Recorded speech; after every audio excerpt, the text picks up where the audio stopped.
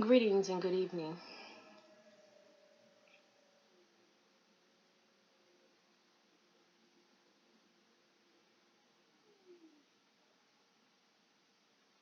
This is part 2 of Plausible Deniability.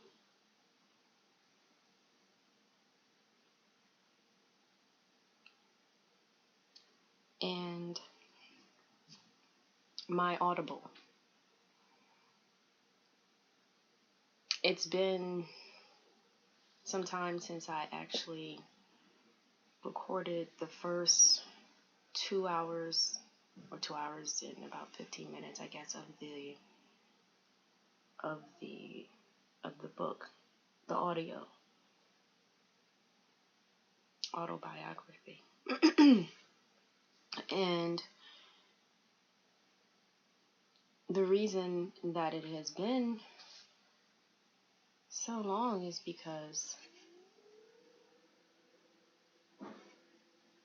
as I sit and I'm thinking about the chapters that I have established and created, because I have a plan, I just find that it is really difficult.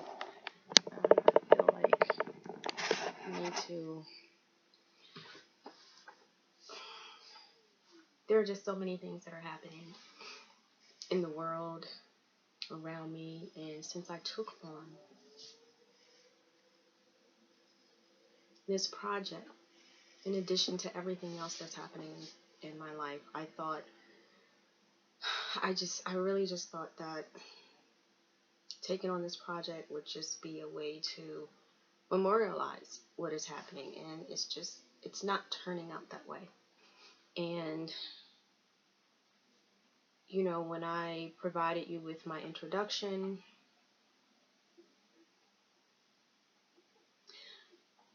I indicated that I was going to try to be as transparent as possible. And it's like, it's been how long? How am I supposed to be transparent if I'm not letting you in on basically like daily what's happening? When I initially contrived this thought, I thought it would just be like I'm doing it now. Like, I just have a designated time slot, whether it's like in the evening or early in the morning, when I've had my tea, or while I'm having my tea, or at night while I'm having my tea to wind down, and I'm finding that may not be what is intended here, because that's still controlled in a way. There are things that are happening and affecting my life, and affecting my family's life, and affecting people who are closely connected to me. And these are huge events. And I had my Pilates appointment on Thursday, and I left. Well, first of all, I arrived and I was frustrated because I'm just frustrated with our people. And what do I mean by that? And I know you're probably like, oh, here we go again. Somebody else who's about to start, bad talking our people. And it's just, what I'm frustrated about is the fact that there are things that are happening to us on a daily basis. And these are not good things that are happening. Sometimes they are just downright awful things. Downright awful, atrocious, and inhumane. And we, wholly as a people, we do nothing. It's like it happens to an individual or that individual's family, and we are just like, oh, well, that's their issue. And so I asked, so I asked my therapist, my physical therapist, my Pilates instructor. She's a physical therapist, and she's wonderful. And you're going to hear about her. In fact, at some point during all of this, you are probably going to view her, to actually view us while I am having a private lesson with her, because she is my Pilates instructor. And how I met her, I know that this is not what this particular part of the Plausible Deniability is supposed to be about. However, this is the autobiography. And so I've been trying to control it, and the more I try to control it, the less I get done. So let's just go with it, okay? Like, seriously, it's just driving me crazy trying to figure this out and control everything. Okay, so how I met her, okay? She is a doctor, and yes, she is Indigenous, okay? She is very, very talented, and I injured myself. How did I injure myself? I injured myself when I first started taking point. And some of you may not know what point is, but point is what ballet dancers achieve, to getting to. They hope to achieve and master.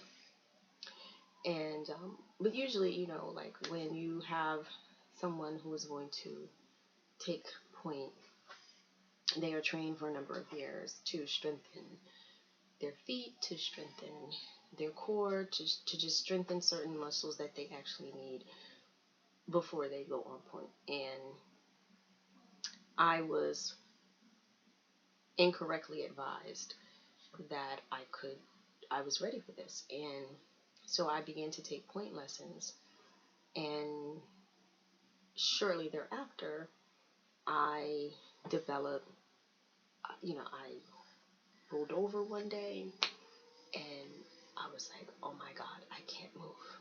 Like, literally, it was the worst. The worst. Okay. I am talking maybe on the level, maybe the same level as, apologies for kicking the table and the camera, maybe on the same level as giving birth and having contractions.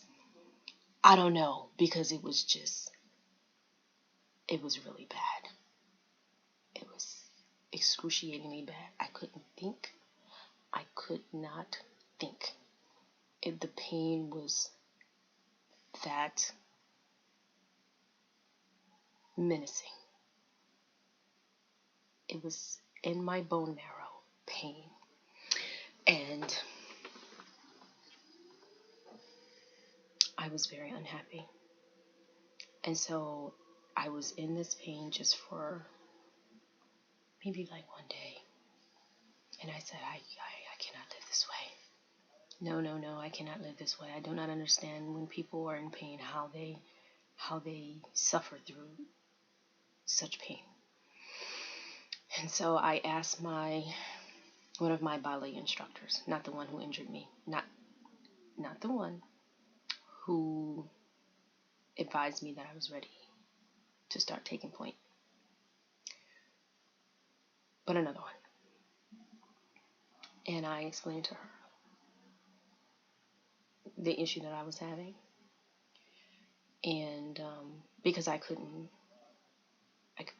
just couldn't do a lot of stuff. It hurt to move.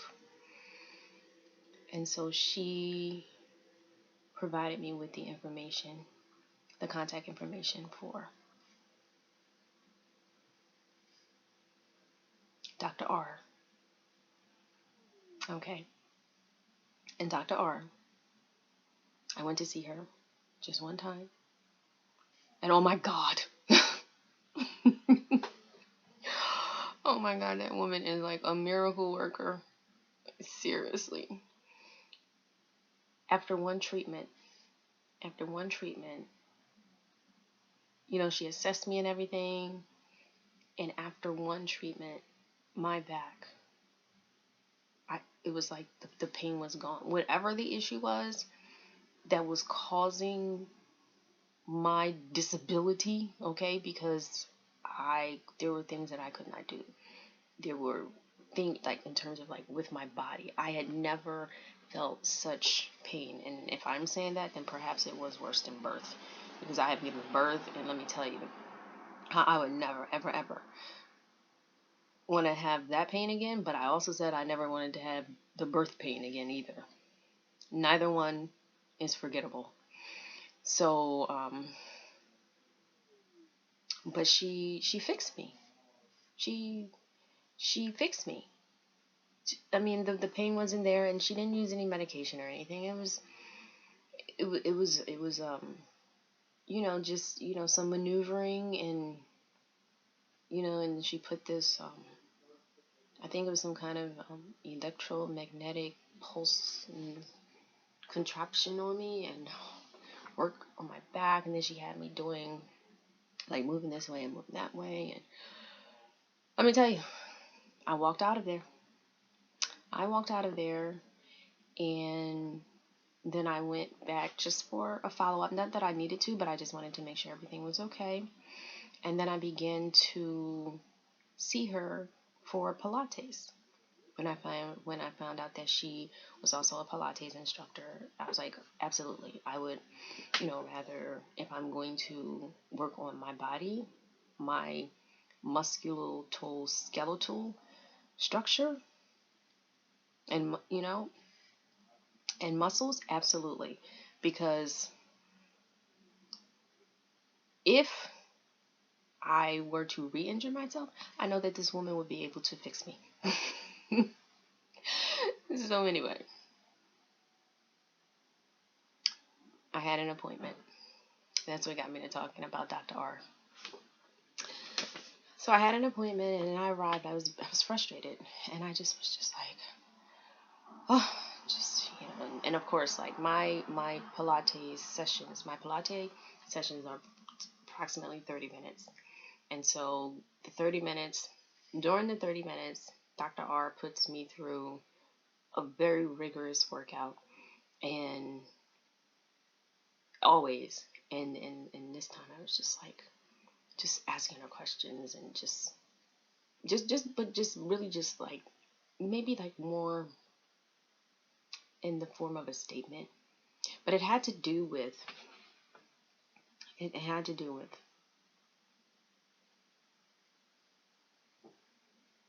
the Varsity Blues scandal. But not just that in and of itself. It had to do with, I had watched.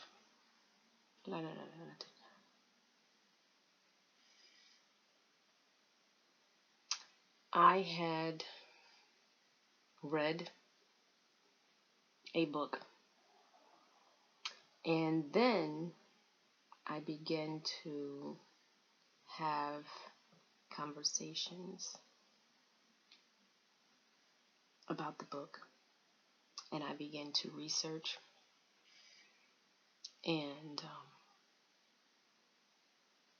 you might be asking, well, what does this have to do with your book? And well, my book is about me, and different situations, circumstances that I encounter along the way. And there are certain topics in this book that are not going to necessarily be about me, but perhaps be about something that I have done, Okay, and that may include research, etc.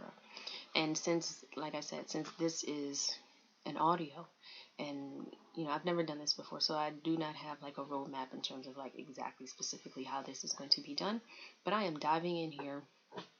And so basically, with everything that has happened, I have shared with you one of the things that prompted me to actually just go ahead and just write this book, and it has to do with the eviction of my grandmother, who is, I keep saying she's 87 for some reason.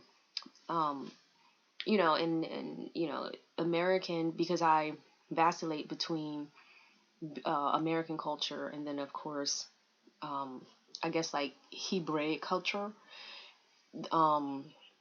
because that is actually how I was raised. Which is Asiatic culture. I keep saying she's 87, and she is, since you are, the time that you are actually in the womb is not counted here. They don't start counting until you actually come out and take a breath, according to them. Then she is 86 years old. So there are some videos where you will hear me say 87, and there are some where you will hear me say 86. Okay, so that's probably like my subconscious just kicking in. So the eviction of the asset 1361 South 46th Street, which took place on October 6, 2021. Okay, those incidences prompted me to do this. Okay, because I am fed up. I am fed up. I have been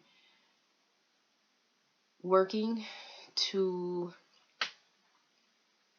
in my mind, I think, help my people. Who are my people? My people are the descendants of Abraham, Isaac, and Yaakov. And while those efforts have primarily been done through what we are calling here on this land that is called the United States, aka America, which was previously known, depending upon what tribe you reference, as Turtle Island, Amaru, Morocco, etc. It just depends. The fact remains that these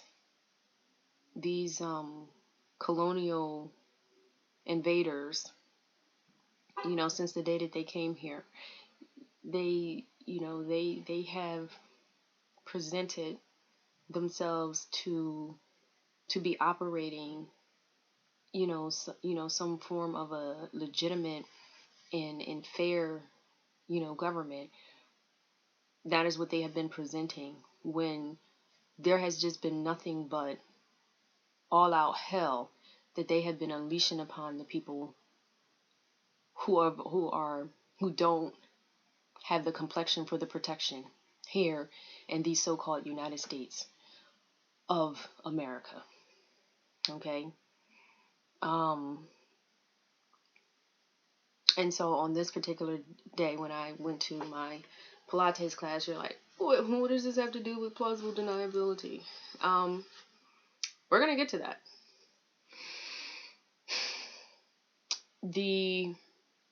I had, like I said, I had read this book titled When Alphabet Comes, and believe it or not, my sorority sister is the sister of the author of that book. So there's that tidbit of information. And then there is certain information that I had been seeking when I ran for office in 2009 that was just revealed. And that has to do with the mayor's scholarship.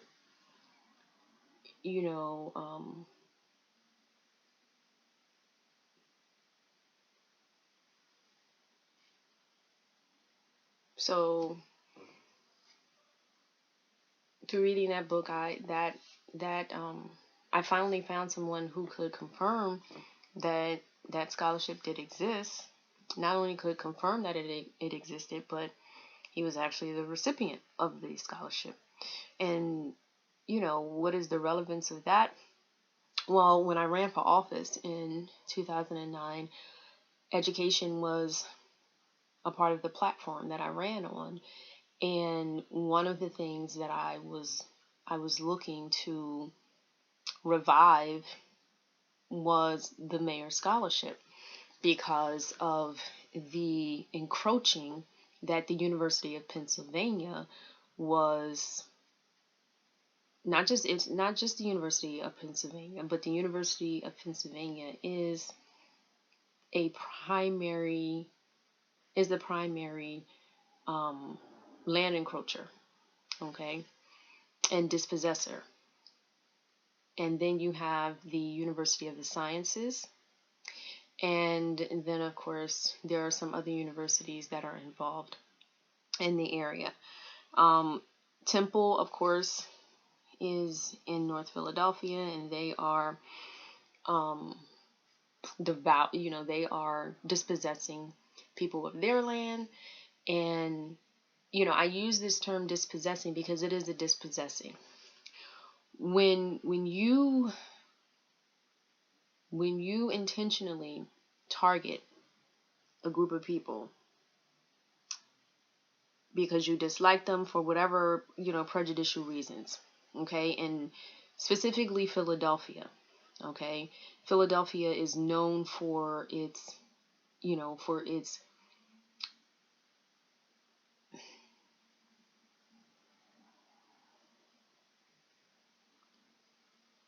pervasive discriminatory practices, which has led to the dispossession of property as well as death of individuals. Okay, we began with the bombing of the Indigenous Move people, and then it's like it was coming full circle on October 6, 2021, where the Tactical Strike Force arrived at the asset 1361 South 46th Street and came to kill my grandmother, my mother, and myself. We will get into who the other individuals who were present were, yes, because we were not by ourselves. However, I'm going to be candid about this because it's like there were interviews that I conducted. I am not finished. I am not complete with conducting those interviews. However, those individuals who were present, it was completely useless. Okay, they were completely useless. We as a nation, okay, of people, it's just a huge embarrassment.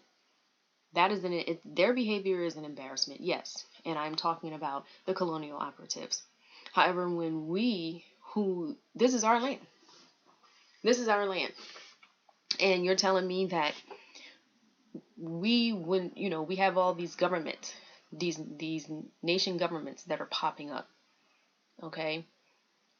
And they can't bond together to make sure that the United States, which is actually operating off, that the United States that only exists because of treaties that were entered into with these nations that existed prior to the United States then stepping in and, and intentionally disbanding them, okay? You're telling me that they can't come together in some form or fashion and with the way that things are today, force the United States to at least come to the table so that we can. I don't even know why I'm saying these words, because at this point I'm just like, go home. Like, go home. Seriously. But the problem is they don't want to go home. And that is, that is a part of the frustration that I was feeling on Thursday when I arrived at my appointment, because I am reading about this Varsity Blues matter, read one book, revealed some information in it. The culprit, the shadow demon, which the world knows as the University of Pennsylvania, the shadow demon has been devouring the land, that has been mistreating the indigenous peoples in this area, the Northeast, okay, has just been getting away with so much. And I do say they have been getting away with a lot, because they sit back, okay, and it's, again, all of these corporations, all right, we have gotten into the habit of referring to them as if they are living, breathing beings. But the corporation itself is not a living, breathing being. It's not anything. It's the people who control the corporation, who hide behind the corporation. The board of trustees, that would be for the University of Pennsylvania. The board of trustees and any other participants. So getting back to the Varsity Blues scandal, what I found to be quite interesting with that whole situation was how the alphabet, FBI, and the IRS, how they didn't really care. They didn't really care about the crime that was committed. They didn't care about the crime that was committed. They just wanted to destroy people's lives and and make them pay. That's it.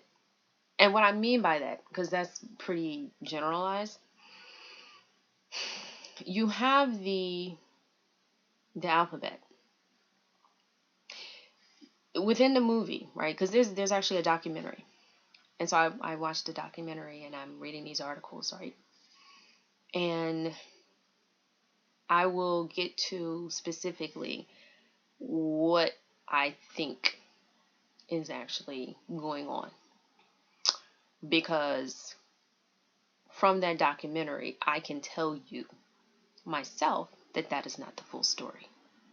How can it possibly be the full story when I read one book and then I read another book and I watched the documentary and there was no involvement, there was no mention of University of Pennsylvania?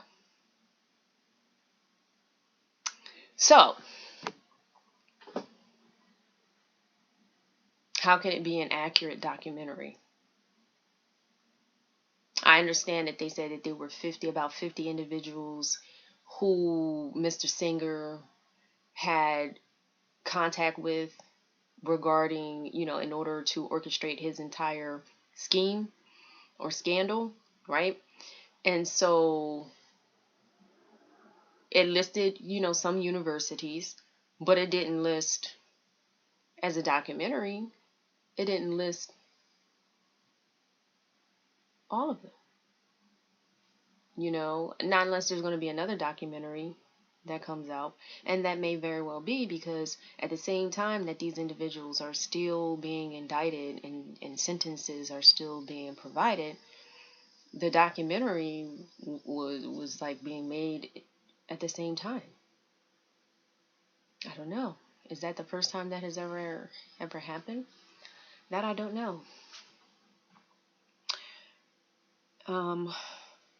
But what I am going to say is that, just as a people, I just found that, this United States that, that calls itself a government, that calls itself a country, I myself am just tired of the whole world allowing for us to continue to be mistreated, and then something like this happens and they just make it seem like, and yeah, I'm talking about the Varsity Blues scandal, how these people did the worst thing that they possibly could have done. Nobody died. Nobody died.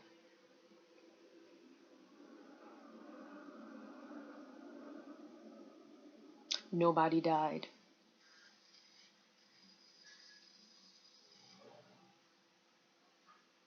With my position as the JC,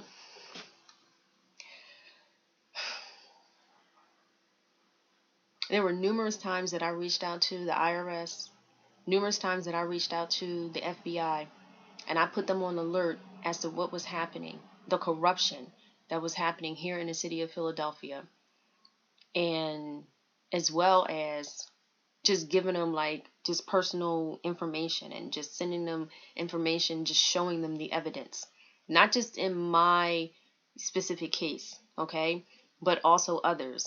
And I remember placing a phone call to the Department of Justice and them transferring me to, I believe they called it the mailroom or letter room or something like that. So, and I said, so you're telling me that you guys have a just a like a just a division within the Department of Justice where you receive the letters, right, that are the correspondence that is addressed to you, and you open it and you document it, like you log it. And they said yes.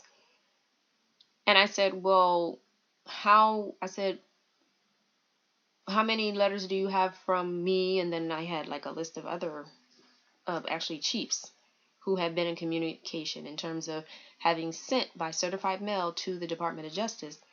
And they have different ways of looking it up. They can either look it up by your name or would look it up by your name. And then what was the other way he said? He said we can look it up by your name. Oh, or the organization that you're under. So it would have been like Wali Yamasi or whatever tribe it was that was sent. So it would either have been like if it was one of the chiefs, or if it was myself, then it would have either been Silver Moon, or it would have been Lynn Harmon'El or Rhashea Lynn Harmon. Okay, for the most part, when I execute my documents, I execute them differently. I'm just going to say that. I execute them differently. Any formal correspondence is being executed differently. And I always use a wet signature because that is what is required in commerce. When you are operating on behalf of something that is dead, like a corporation, then in order to distinguish yourself from the dead thing, you need to show a wet signature. The majority of the time when we are dealing with these colonial governments, they do not provide us with wet signatures, which leaves the entire, which opens the door for us to even to question whether or not, the whatever it is that they are sending to us is actually coming from a legitimate entity. There's no way of telling if there's no signature. A signature is required, even procedurally, in their own legal procedures. It is required. And even this simple requirement, they do not do. They do not comply with. Okay, we have a compliance department, and we notice how when we started sending correspondence from the compliance department, then all of a sudden the entire United States decided that they wanted to amp up their compliance. So we know that they are receiving our letters. However, what happened was when he looked in his system to see if those letters have been received from myself or someone else. Because mind you, I'm calling because I have not received a response. That's what they do. They pretend like we don't exist. That is what they do. He told me that there was nothing. And I said, how can there be nothing? I have certified many of them all over the place. Certified. So many of them. These are just some of them that I have sitting here. Okay? Scan into my system. It's just so many of them. Okay?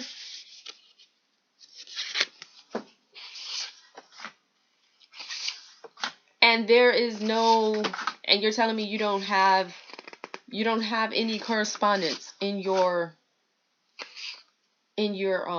system.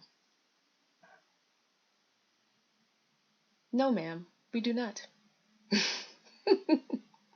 So during this particular call, I was actually calling for myself and another chief because, we had a meeting, as we always do. We have these meetings and we share, we share updates. Okay, we have these meetings where we have updates. It is, we, because we are, re-establishing ourselves from the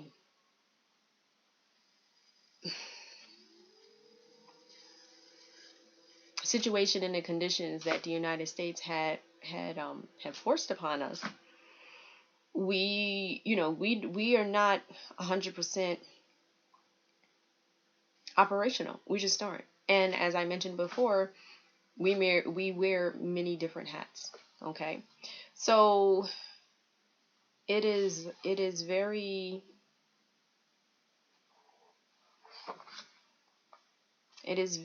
disheartening that even when you contact the Department of Justice that has a correspondence or letter division, that they are not even documenting that they have received these, or at least they're not telling us. They may be documenting it, and we know that when you're dealing with the alphabet as well as this colonial government, that many times, they could be looking right there, but they may have been advised to not, like if we call, to not let us know if they have that information. That may very well be the case. Okay, there has been a lot of in these types of situations, and this is just to share with you just some of the difficulties that we have had with reestablishing ourselves as a nation, and getting the United States to cooperate. The United States is non-cooperative, not in the least. And so what I wanted to share with you for this second is this video, which is actually from 2016. This is after the Flint poisonings. Again, our people, okay? The things that these people allowed to happen to us, and then they profit from it. And when I say they, the government profits, everybody profits except for our people, except for us. Okay? That's what this is about. This is about profiting. Okay? And how they would rather go after a situation where they can make money off the people who are involved in, dealing with situations that don't cause any type of physical harm, death to anyone, and no one has lost their homes because their homes have been taken from them. No one has been poisoned, but they would rather focus on going after situations where they can just embarrass the bejesus out of people and just take the money. That's all they care about. That is all they care about. They do not care about our health. They do not care about us living, being able to live.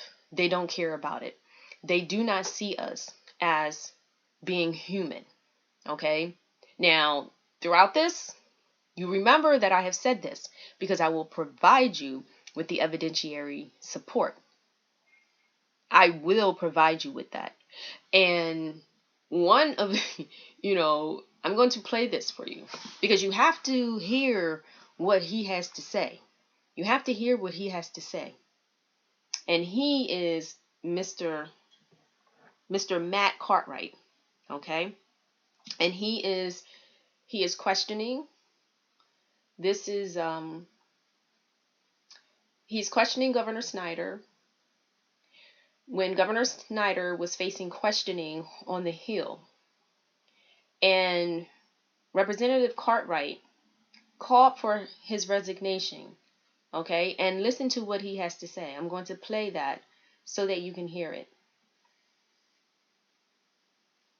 Today is seeing headline after headline about health problems, hair loss, rashes, E. coli, bacteria sewage, Legionnaire's disease. Did you read any of those stories, Governor Snyder? Congressman, I read a number of those stories. What I would tell you is those stories, we would follow up on them and continue to get reaffirmation from career bureaucrats that the water was safe. That was wrong. Do you admit here today that more cases of Legionnaire's disease were reported since the switch to Flint River than, quote, all the cases in the last 5 years or more combined? Do you admit that? Yes, and that's why I provided a table that shows a number of these cases were at healthcare facilities. In terms of the numbers, there were 87 cases. You admit here today that even after the whole world knew that Flint residents were exposed to unimaginable levels of lead, you did not declare a state of emergency until January 2016. Isn't that true? I took immediate action. As soon as I learned there was a lead issue, we started issuing filters to people, doing water testing, doing blood testing. Governor Snyder, I wish more would have been done. Plausible deniability only works when it's plausible, and I'm not buying that you didn't know about any of this until October 2015. You were not in a medically induced coma for a year. And I've had about enough of your false contrition and your phony apologies. Susan Hedman from the EPA bears not 1/10 of the responsibility of the state of Michigan and your administration, and she resigned. And there you are, dripping with guilt, withdrawing your paycheck, hiring lawyers at the expense of the people, and doing your dead-level best to spread accountability to others and not being accountable. It's not appropriate. Pretty soon, we will have men who strike their wives saying, "I'm sorry, dear, but there were failures at all levels."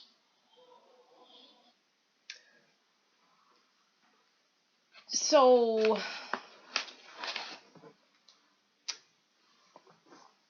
in my research in dealing with plausible deniability and reading up on some of the cases, that the alphabet is going after and dealing with, and the issues that our people, the indigenous people, okay, are dealing with in the United States, in Aboriginal lands, okay, because the United States sits on Aboriginal lands, okay. It is merely a corporation that is structured and titled as a government, period.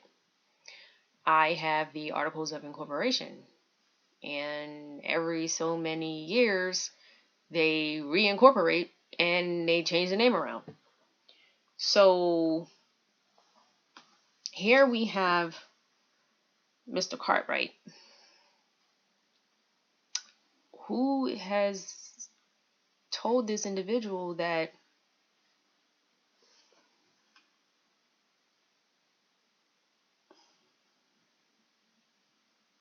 plausible deniability only works if it is plausible.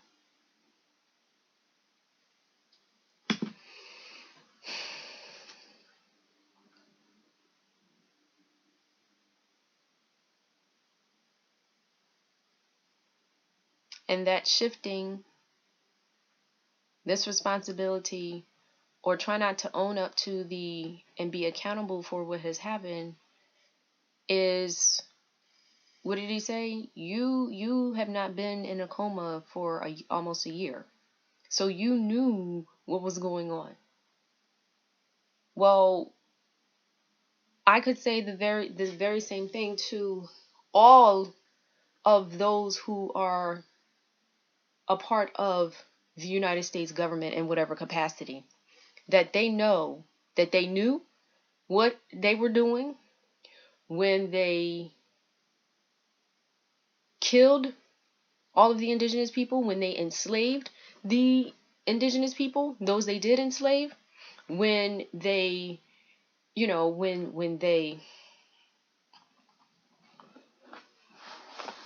made it illegal, when they created laws, when they wrote laws, okay, called the Black Codes, when they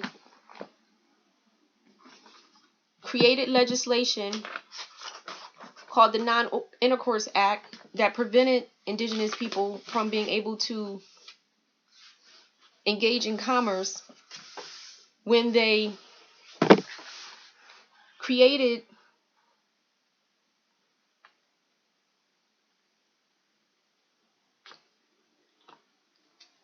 prejudicial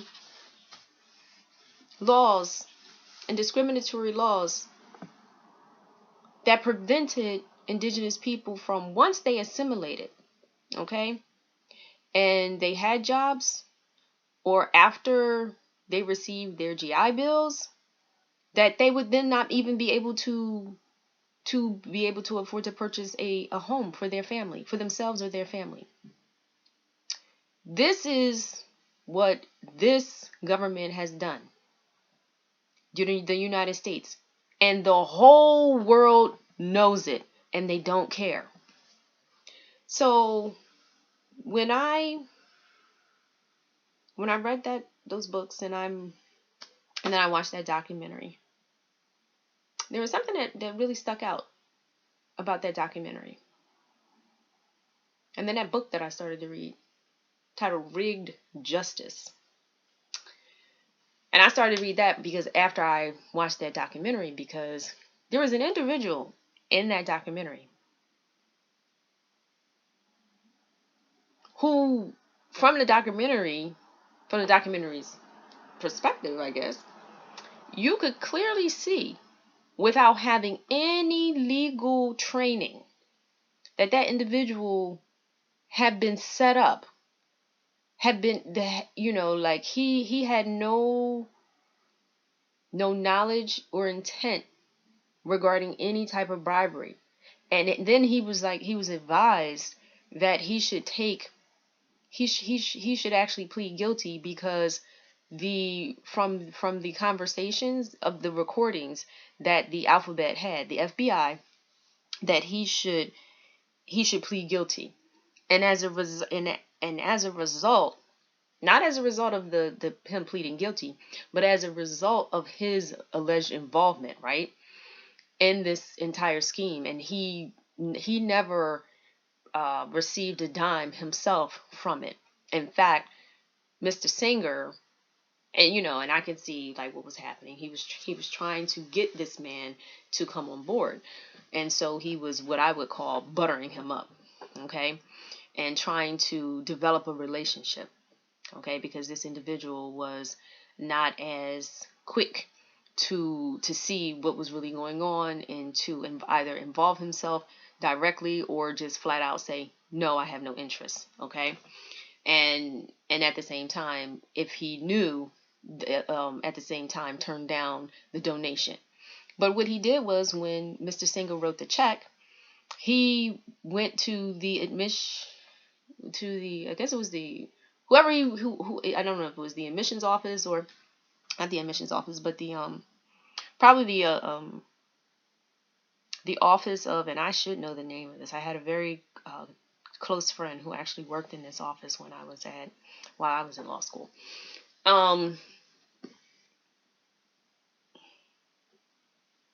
We'll come back to that.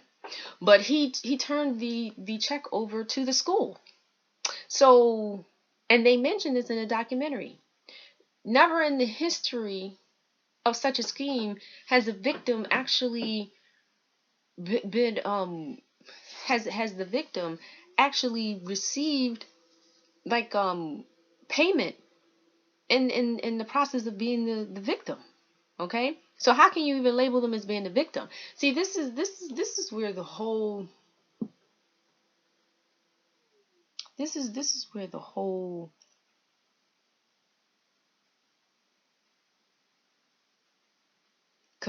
scheme, this is where the whole scheme, at least for me, became questionable. Like I said, if the alphabet was truly out for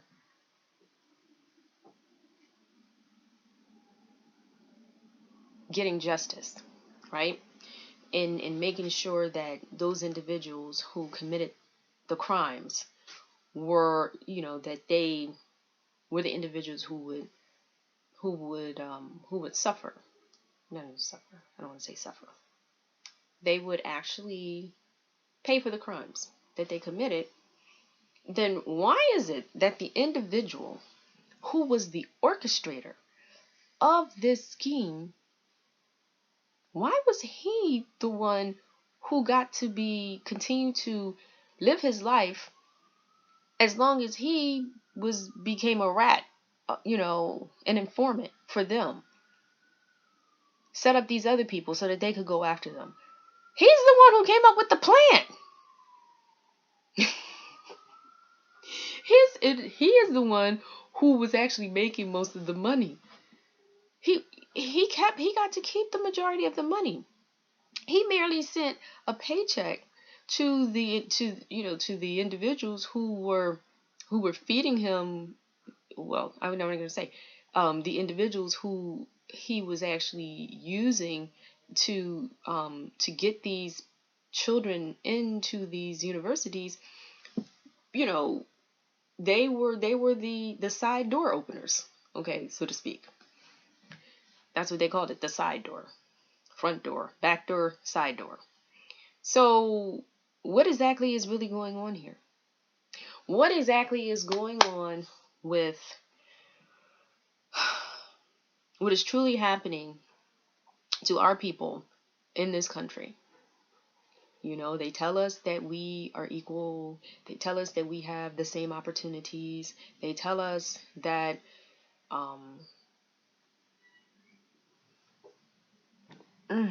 that we matter. And yet, I don't see the same things happening to us happening to anybody else. I don't even see it happening to those people who come here. All these other nations, people that come here, that emigrate here, I don't see any of the stuff that happened to us happen to them. In fact, in the situation where the city of Philadelphia conspired with the water department here when they took my father's house, the individuals who purchased allegedly at the sheriff's sale my father's house were Africans. So,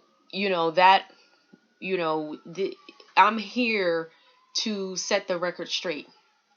No one gets treated like we do. No one, including the Africans, okay? And if you know your history, then you know that even though our ancestors may have shared that continent over there with them, we are not from the same bloodline. And I'm talking about Abraham, Isaac, and Jacob. It's not the same bloodline. They're Hamites, we're Shemites. Let's keep it real. I'm tired of when we talk about these issues, we have to constantly put the brakes on. Think about what we are saying, because if we say the wrong thing, then somebody's going to not like us. They already don't like us.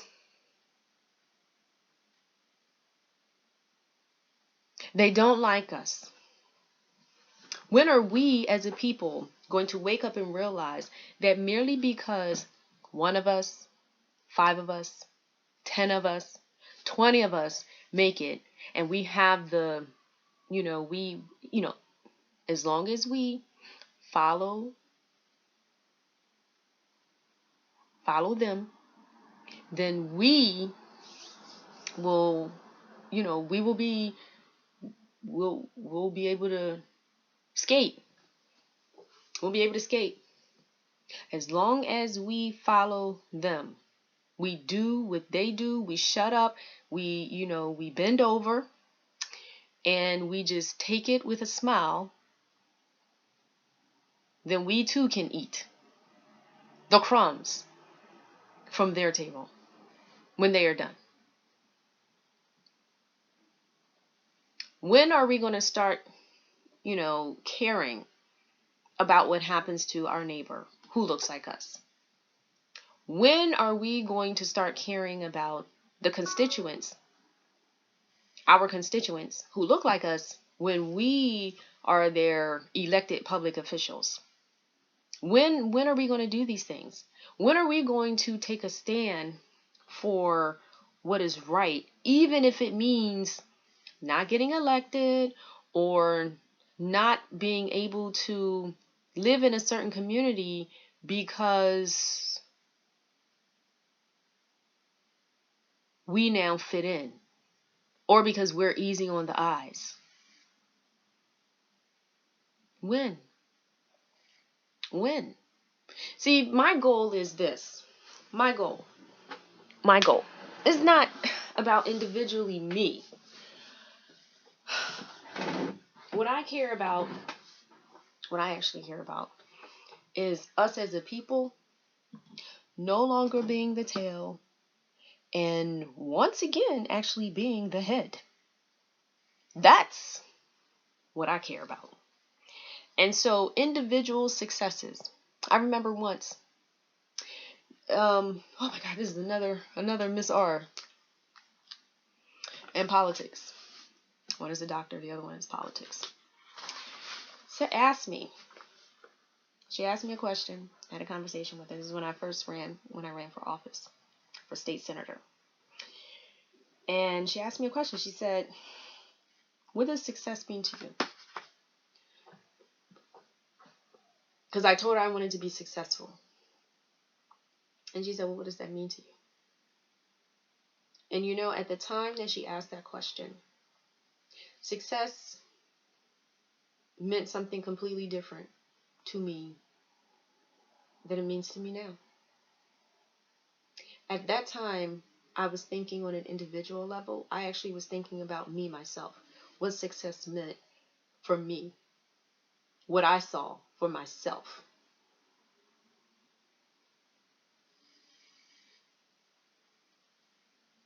When I became conscious of what was truly happening out here,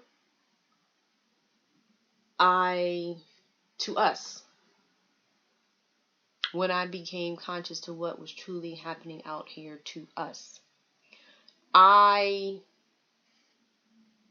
developed a we mentality. A we mentality.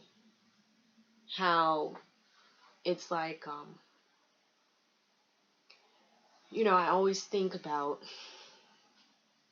how individually, yes, we are strong and we can go and we can do some things, but together, united, we become Voltron,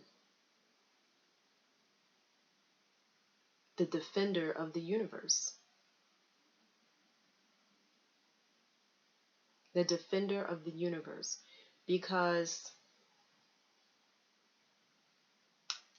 we might be powerful as one and we might make it as one, and we'll have the nice this and the nice that, but when you look to the right or you look to the left, or you go back to your old community, or you think back to how things were when you were growing up, or how things were when that individual was growing up and how hard they had to work and what they had to do in order for you to be able to accomplish what it is that you have accomplished, it's like, well, what about everybody else?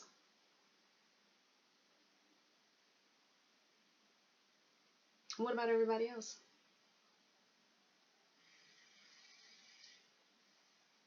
What about everybody else? Does it mean anything if I just go along and I make it and I become,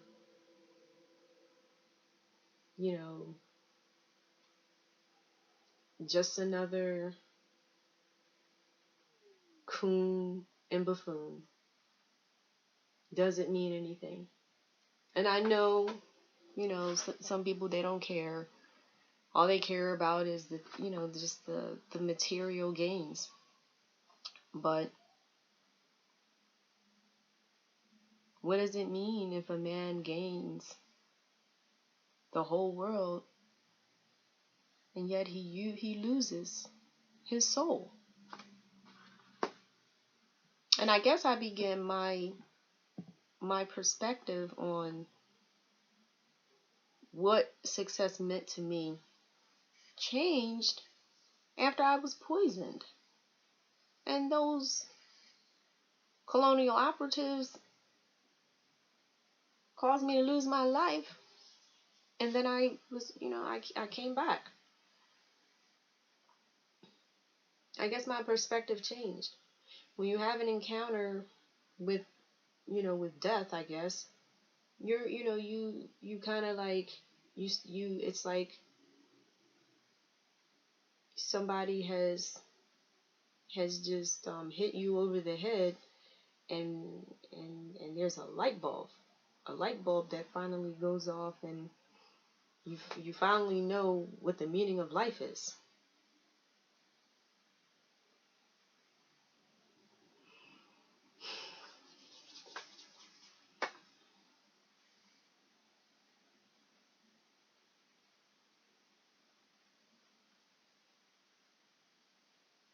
So I just asked the question. I said,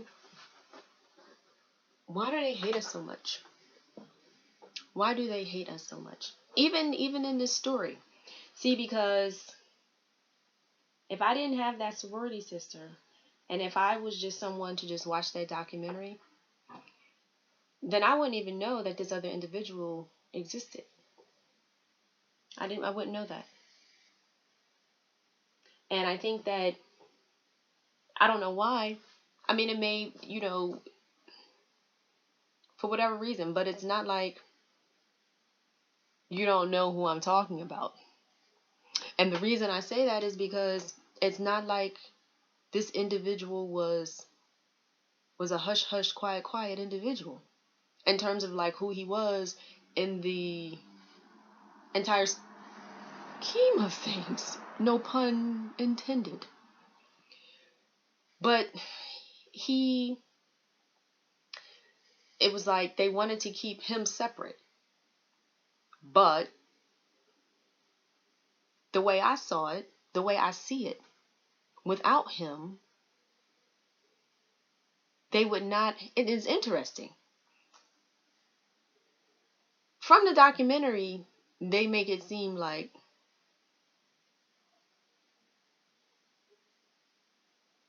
Mr. Singer is who they needed, right?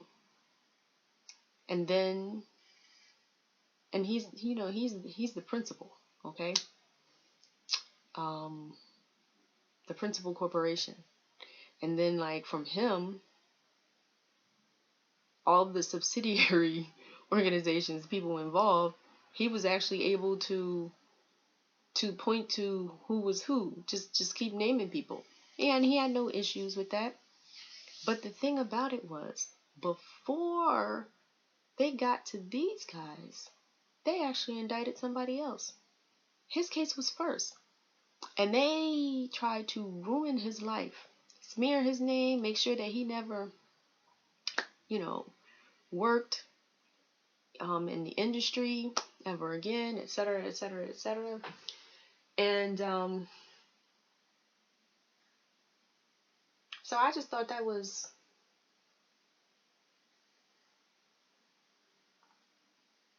some real interesting, just very interesting. Because how can you do a documentary? It's supposed to be a documentary without a critical piece. It's like you trying to put Voltron together, and either the lion that makes up the arm, right arm or the left arm, one is missing. You need all parts to form Voltron. Don't judge me because I sit here talking about Voltron. Okay? I'm using that as an example to make my point. Don't judge me. Or do judge me. Okay? At this juncture, I don't care. As long as you understand what it is that I'm saying. And if you don't know who Voltron is, then look him up. Okay, so there's that. And then there is the continued ignoring, the plausible deniability of what transpired here in this land. In this land against these people who look like us, and how they, the colonial operatives, refuse to acknowledge it and refuse to take care when these things are still happening to us. Yes, that is it. So it's not just about 300 years of past history. This is continuing and ongoing, pervasive. Seek and destroy. They don't have the complexion for the protection people. That's what this is about. And the continued plausible deniability, which isn't really plausible deniability because you heard it from him. You heard it from him. Who is the him? That is Matt Cartwright.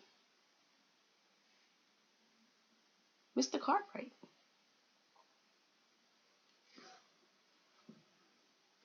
That's Bonanza, right? They were the Cartwrights.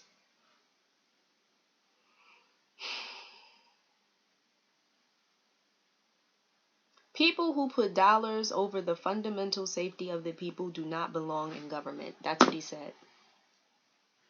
People who put dollars over the fundamental safety of the people do not belong in government. That's not what they really believe.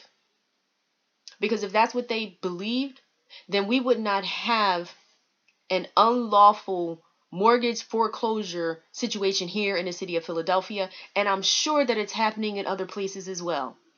We would not have had the governor of Michigan.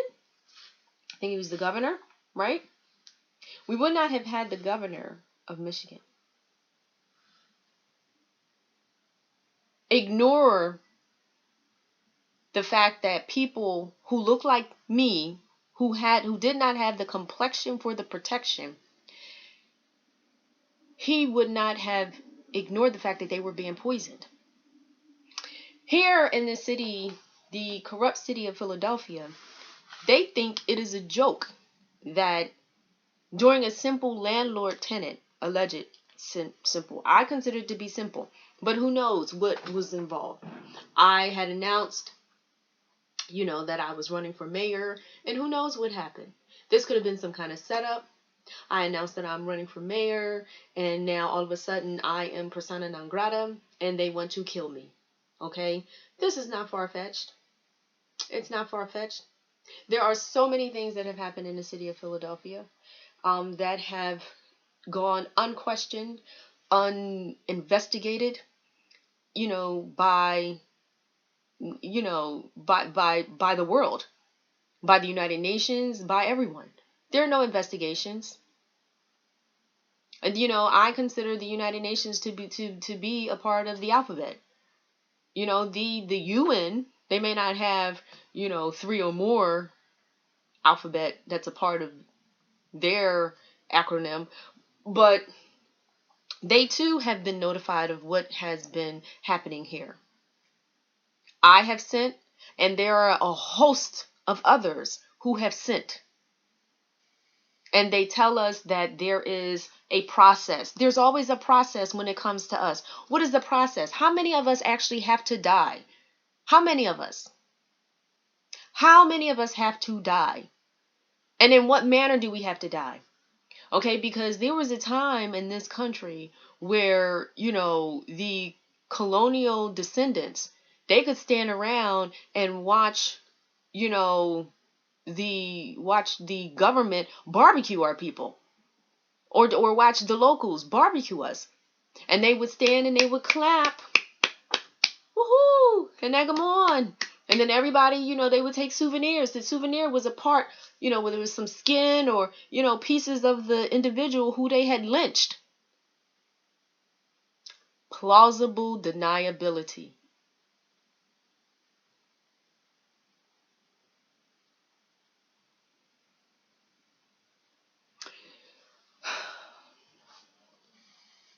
Best to spread accountability to others and not being accountable. It's not appropriate.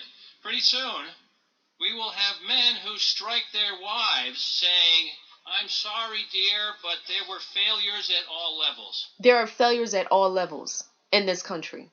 People who put dollars over the fundamental safety of the people do not belong in government. And you need to resign too, Governor Snyder. And not only does he need to resign, but everyone who was a part of this United States government in every capacity, and I'm talking about at the federal level, as well as at the state, commonwealth, municipal, township, every last one of them. Every last one of them. Because none of them have done anything to protect us. Because they do not consider us to have the complexion for protection. We to them are not human. That's why at the United Nations level, they have to sit around and have meetings and conferences about the rights of indigenous peoples and human rights and children rights.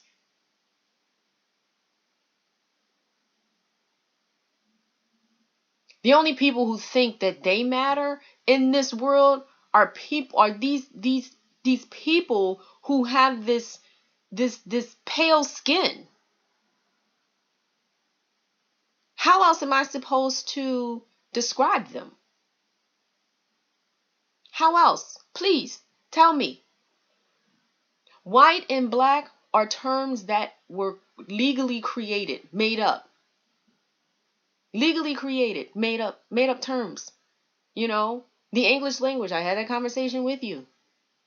Every so many years, what do? They're adding words. Okay? Yes, words are created. The same thing happens with the legal dictionary. They're adding words. White didn't exist before the 1666? There was no reference to white people. And any text that you get, unless it has been re-edited, the re-edited version. And then when they re-edit stuff, they then incorporate the modern terms. But even, look at what they do to us.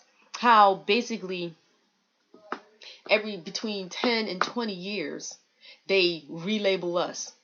I'm just waiting to see what they're going to, call us next. Or are we, as a people, content with them calling us African Americans? Are you content with that? You're so confused. Oh, it's African American. No, it's a black person. No, it's a Negro. No, it's a colored.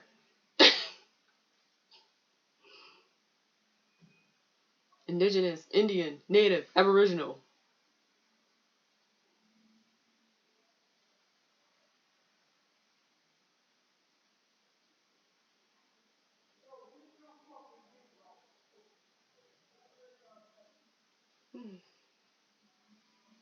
So for this one, I owe you, more time. But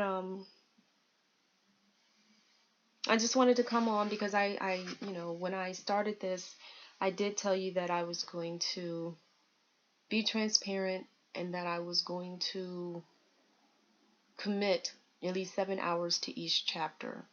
And I have a deadline, but I have found that to tell this story, to discuss it, it is because it is I'm being affected on a daily basis, and it is difficult. And then I'm busy. I'm doing so many things, and that's the other thing. I'm finding that I am having to step outside of my comfort zone so much more than I thought, even with what it is that I am going to be doing in terms of like me. Since I said transparency, I'm not just always going to be like in an office sitting here talking to you. I need to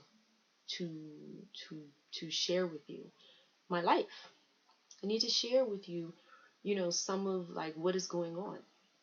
And so I will be taking you with me, and I will have the camera rolling, and it'll be, I guess, like a reality type of thing. That's what's going to happen. And I'm in the process of building a team. So there are some things that are happening, and I guess there's more that is going to go into this than I anticipated. But yeah, so I wanted to share that with you, and I actually, I guess, had that realization, that clarity, because I went away, and I went away, and I thought about turning the camera on and doing all that while I was there, but I said, you know what, not this time, but next time. Not this time, but next time. And I needed to get my mind straight. And so that's why I went away. It was, just for a day. Okay, because I have, work and stuff to do, and in order for me to, to think, a lot of times I have to get away. And so with that, because there's a healing component to this autobiography as well, including in the physical book. And the healing component is that it is my intention that through whatever it is that I'm going through, that you always see that no matter what it is that I'm going through, I am working to remain balanced and whole. And so yes, I have my lessons that I go to. I have my Pilates instructor, I have my ballet that I go to, and I have my, sometimes my getaways, where I am, taking care of myself. Maybe I'll go to the spa or something. But, and of course, you're very much aware how I do my teas, and I also have my daily supplements or vitamins that I take. And I am, trying to make sure that I also get, I have, a sufficient amount of rest. All of these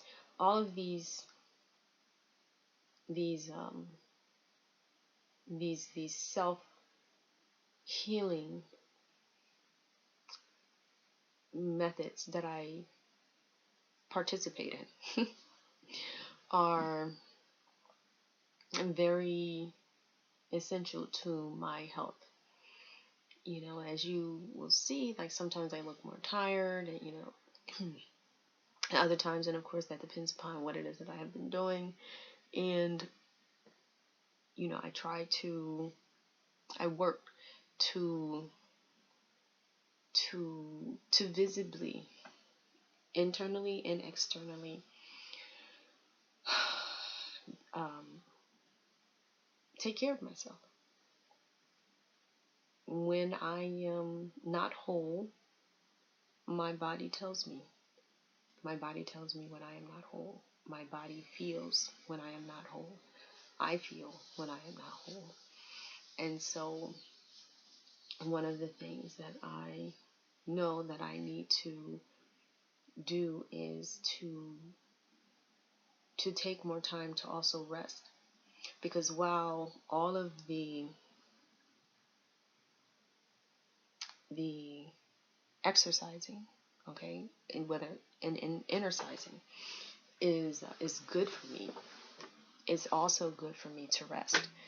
The activities that I participate in take a toll on me, because your body does not distinguish between what is considered to be good stress or bad stress. It only knows that it is stress. And so, for example, if I have, like Pilates, that's exerting like stress on my muscles, on my musculoskeletal structure, and then I go to my ballet classes, and the class is very challenging, and then in addition to those classes, those activities, I am also working, so the type of work that I do, very research driven, very cerebral. There are a lot of things that I have to think about. I'm dealing with these, colonial operatives who are, hiding behind these corporations. Okay, corporations that they call governments, corporations they call agencies, corporations they call businesses, whatever. But they're, these are people, and these people are, they have nefarious intentions. It is quite evident.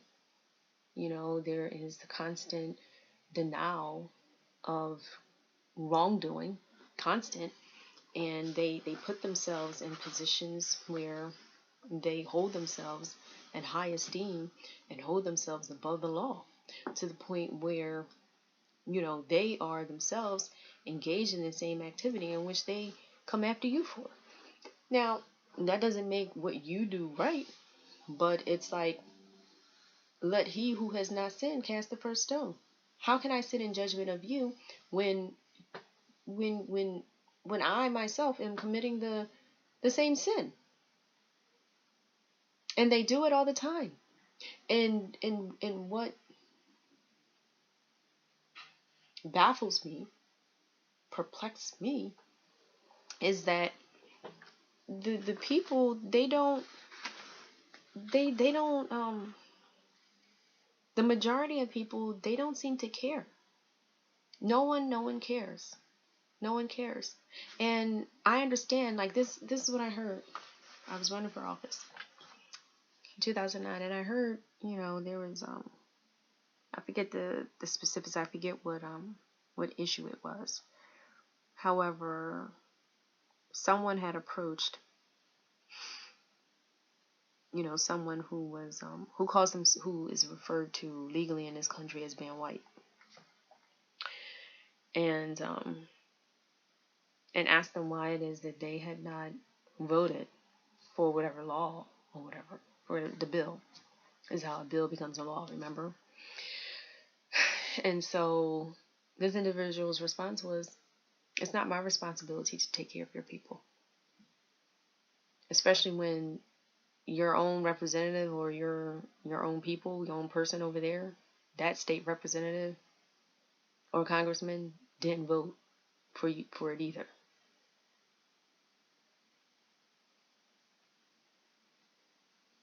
They take care of their people. Why do we expect for them to take care of us? They don't care about us. They don't care about us. Everything in history evidences that they don't. I don't care what they say. You shouldn't care what they say because they don't care about us. And as you see, I'm rubbing my forehead. It's just like, when are we going to get it? What is it that we want from them? I want to know. What do we collectively, as a whole, what do we want from them? Are we looking for some kind of approval? Are we looking for them to mark us? You know how they grade meat?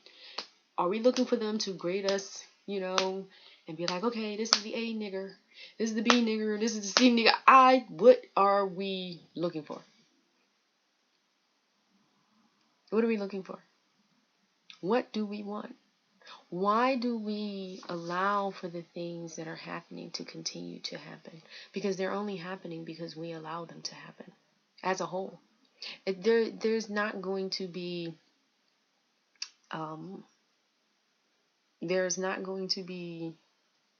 some type of revolution by just one individual boo-hooing and crying about these colonial operatives killing our people in the street. 1, 2, 3, even a collective BLM, Black Lives Matter. What has changed? What has changed? I mean, look at what happened when we had allegedly, right? And I do say allegedly because a lot of stuff that happens in this world is just a bunch of smoke and mirrors. But I'm just using the word allegedly.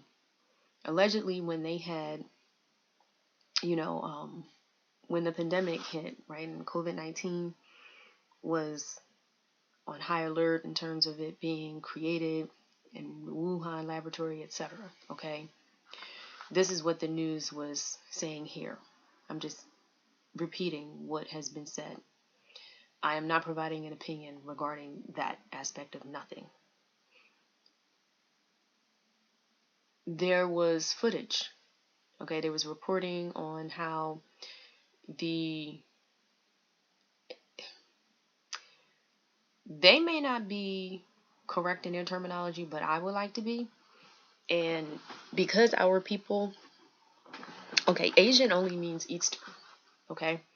And because our people are actually the Eastern people, that's the other thing. Yes, we are from over there, but we are from the East and not the West. And so we are Asiatic, okay? So I'm going to use the terminology that they have used, but I am definitely going to tell you that, okay? So these Asians, not us, but the other ones who they refer to as being Asians, okay? Remember, complexion for the protection.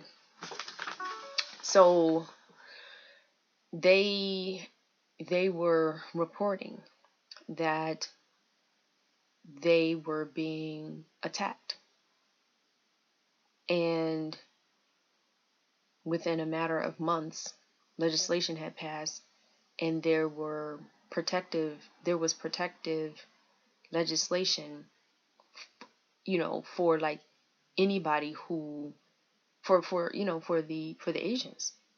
And and I'm saying like them like that, but it's like if you know that you too are Asiatic, then I guess the protection would be for you. But I have not read this law, so I don't know if it specifically says Chinese, Japanese, Korean, etc. But if it just says Asian, then I guess it would apply to us. This is a lot of times this is how the game is played. But in order for it to apply to you, then you actually have to know that that is what you are. And the majority of our people don't know that that's what they really are because they have been taught something else. They've been taught something else. So I brought that up because we, again, are the only people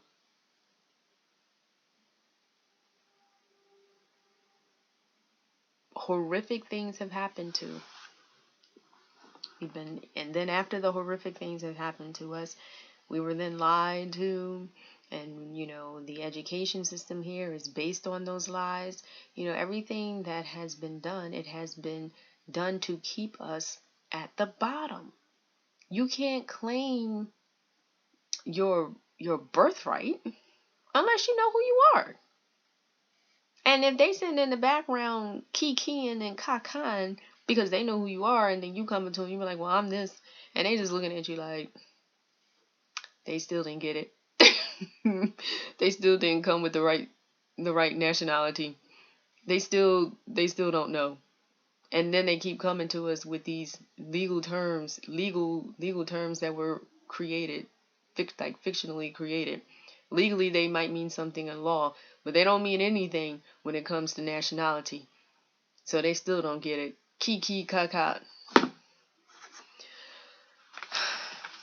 We are a laughing stock. And on a grander scale, plausible deniability is even a laughing stock, because they blatantly deny stuff. When we see them do it, we see it. It's being done right in front of our face. It is being done right in front of. That is just how cocky they are. It's just like when you're watching this, like Mr. Cartwright, he was upset because this man, Governor Snyder, I think it was Snyder, he, regardless of what evidence they had, regardless, he denied any. He was trying to deny any knowledge, and that's why, it's like how he felt at that moment. Okay, I don't know if he was acting or whatever. How he allegedly felt, from these hearings, was that, when you're sitting on this side and you're questioning someone about something that they have done either to you or someone who is close to you, or if you're representing a group of people and they have committed these acts against a group of people, and you say things like, I have no knowledge of that. You have no knowledge of it, yet there's evidence that you received. There's evidence that you received correspondence, letters, phone calls, all of that, and you deny. You deny, despite the evidence.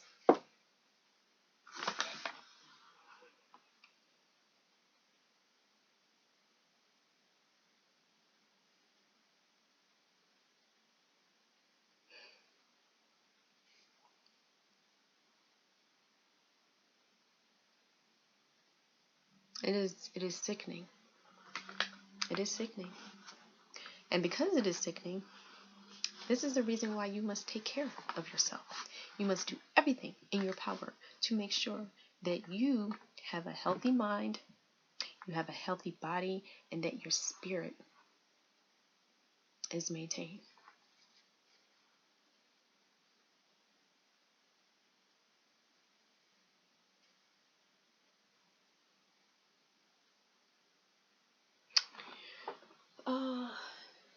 I have something I want to share with you. 1 second. I have something I want to share with you.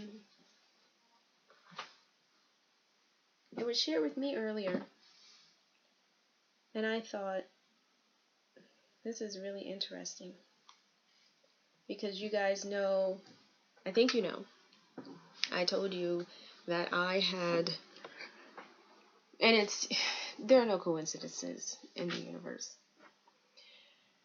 but I had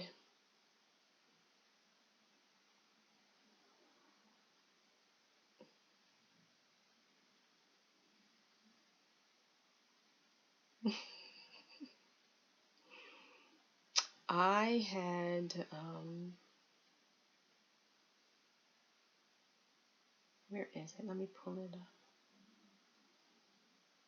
Okay, so the National Indigenous Law Center. I think I had shared with you how I had submitted through the tribal government. I had submitted my my application for this special EIN number for the National Indigenous Law Center. And when I did that, it took them a lot longer than it was supposed to for them to send me my documents, my EIN, and all of that. And so when they did send it, that's when the Philadelphia Sheriff's Office, right, started sending the eviction. Well, they came and they left their debris on our private property, telling us that we had to get out. That was, now mind you, that private property was the property that served that asset, okay, because that asset was in trust and it was owned by the trust, the tribe, the government, indigenous government. And I'll show you here. I have some things that I have too. I'll show you here what we had, okay. You see that? This was posted on the premises. Here, can you see? Consular premises. You see that? Consular premises. I'll read it to you. Tribal Aboriginal Government Jurisdiction, Aboriginal Marshals Auditing Department, IRS Indian Tribal Government, EIN 30-1280747. Okay?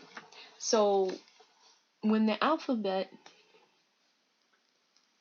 gets involved in stuff, you better believe that when this was created,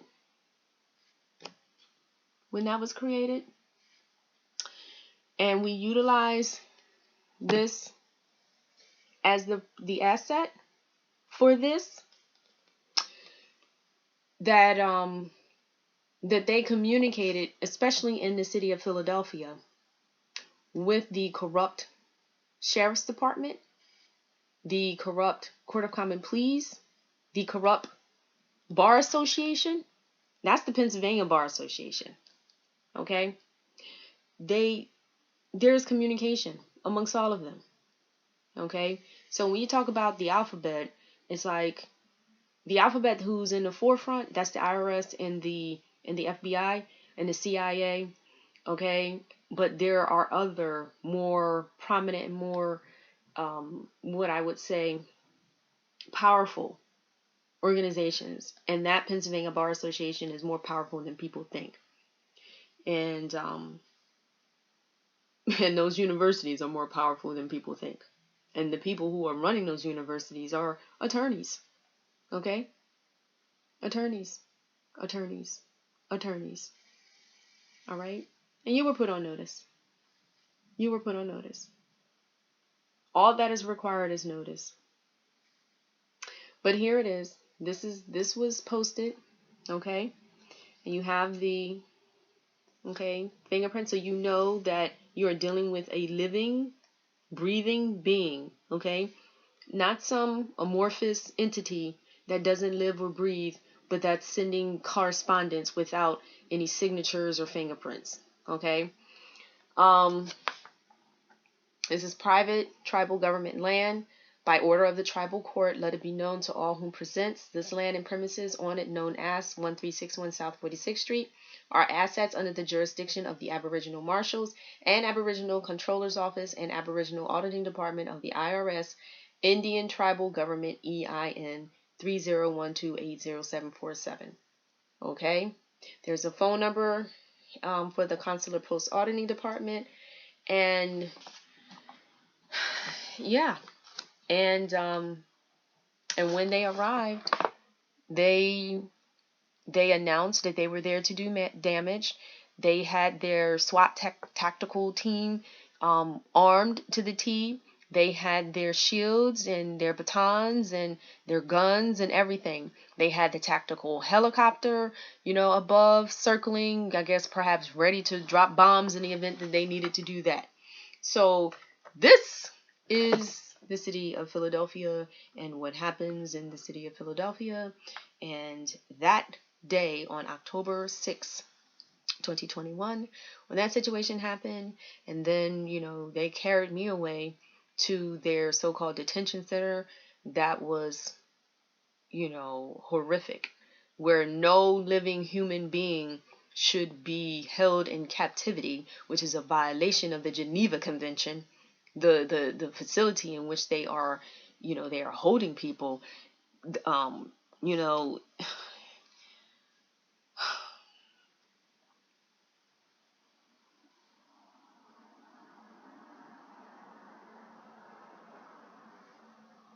These people are not people.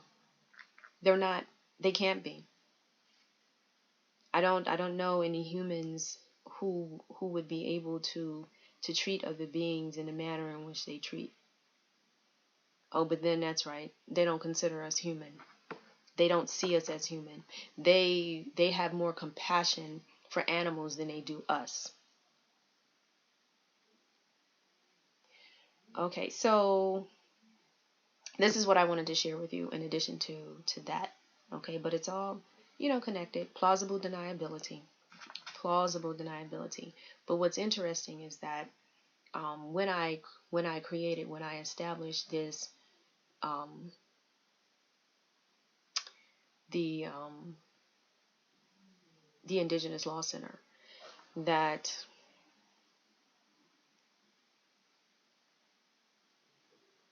all of these things begin to happen. This happened, with them evicting us from the premises that we hadn't informed them that we were going to be utilizing as our facility, that was going to be being represented as the property. Okay, and it was serving as the trust, and it was also serving as the home for my grandmother, May McLeod. Although I, through my legal training, had transferred everything from both she and my mother into the trust. So even in that respect, they wanted to completely ignore that. It's okay for them to use trust to save and to help their wealth grow. But lo and behold, how dare we, people who don't have the complexion for protection, how dare we even discuss trust? How dare we even say anything about mentioning trustees and, having a fiduciary duty and all of that? How dare we? Because to them, as with the Department of Justice, okay, they want to just ignore anything that we say that we are doing that is considered different from us just bending over and allowing for them to screw us royally without any lubrication. So this was sent to me, and so I want you to hear this, because I don't want what I'm saying here to be very discouraging to you, because remember, this is my journey. These are in my journey. I am sharing with you how like the feelings. You're gonna get the feelings. That's why I said it is. This is something new, but there is a silver lining. There is. I am not the only one who is going through something or dealing with these injustices that are plaguing our people. There are others who also are talking about it. Perhaps they cannot be as vocal as I am, because I am not under the thumb of anyone, so to speak. However, there is some mention, or at least I do see this as a positive sign. And so I just wanted to share this with you, and I'm going to share this with you right now. No, Jay is super. Yeah, okay, yeah, I forgot about that. We're Meek Mill and them. They are trying to. JC, Meek Mill, like, there's a lot of us fighting in all kind of different ways. It's like that 13th Amendment needs to completely be eradicated. But the thing is, it's a specific amendment for slavery for black people that's in the current Constitution.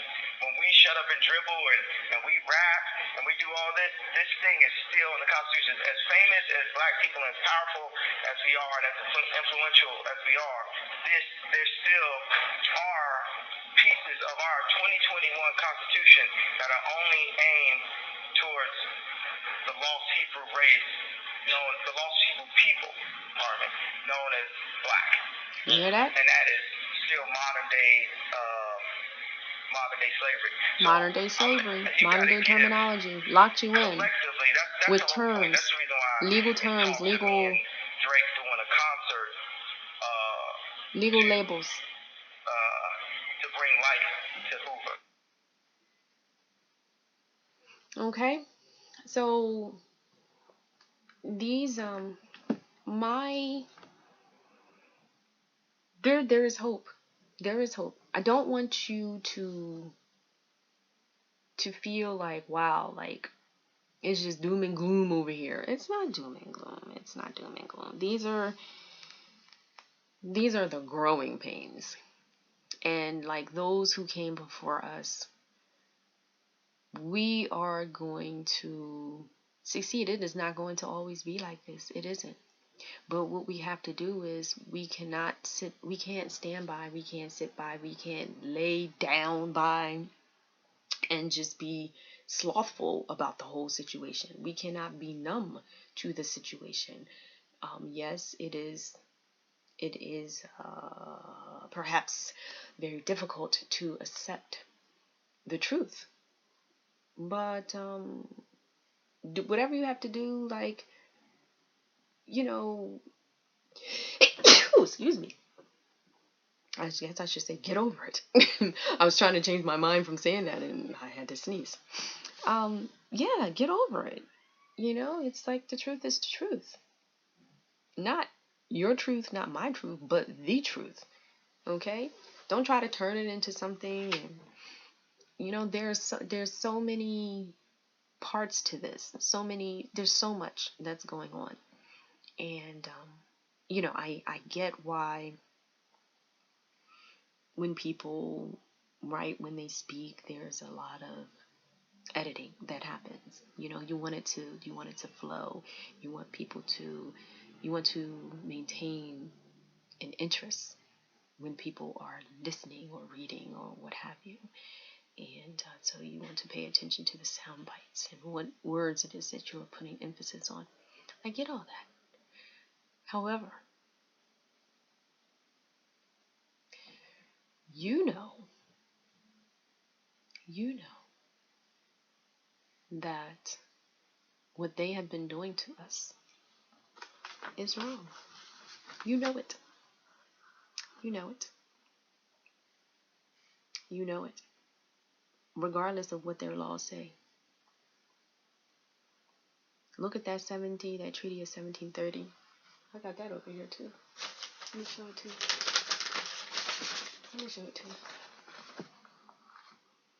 Oh, some of this, Okay, I'm going to read. Look, this is a treaty from 1730. Okay, it is called the Treaty of Alliance and Commerce between Great Britain and the nation of the Cherokees in America. It is dated September 20th, 1730. Okay, and so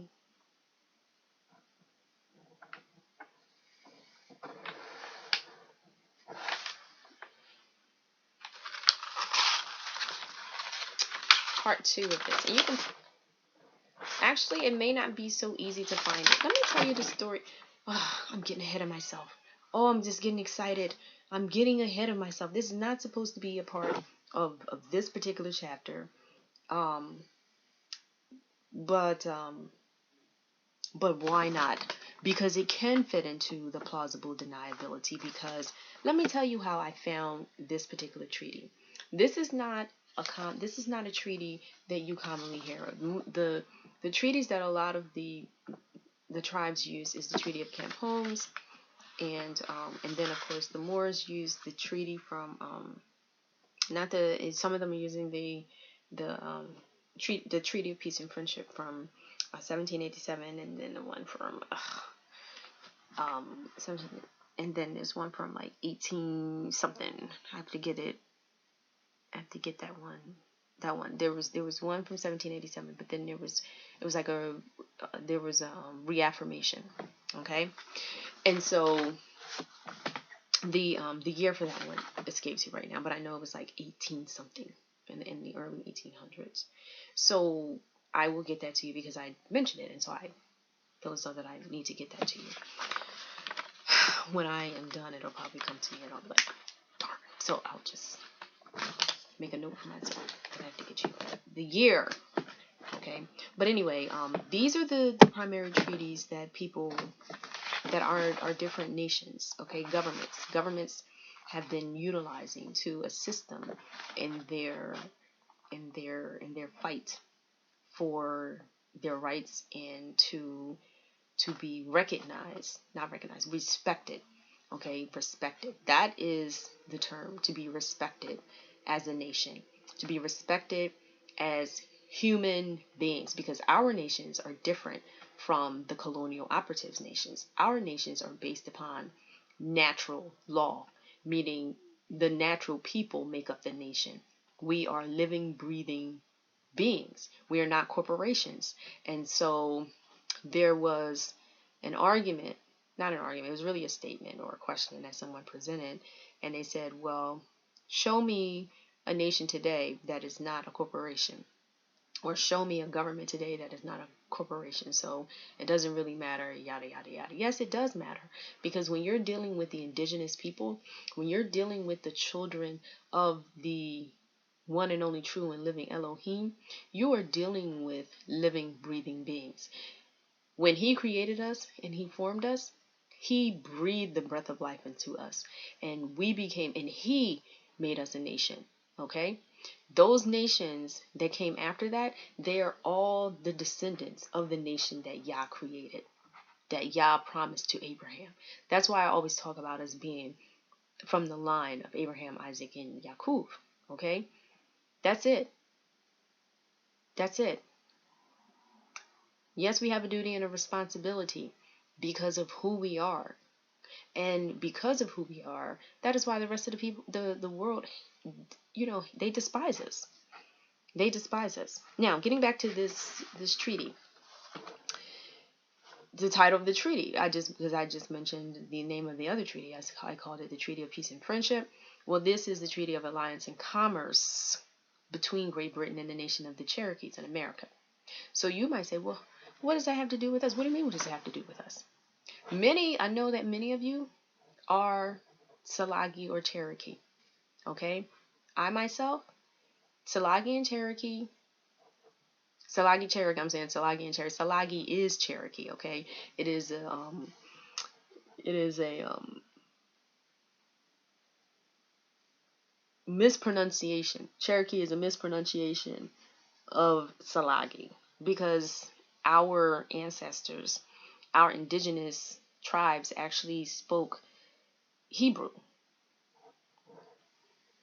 Yes, they did. Yes, they did. So, okay. So I'm going to read some of this. I'm actually going to read some of this. I'll begin, okay, and then I will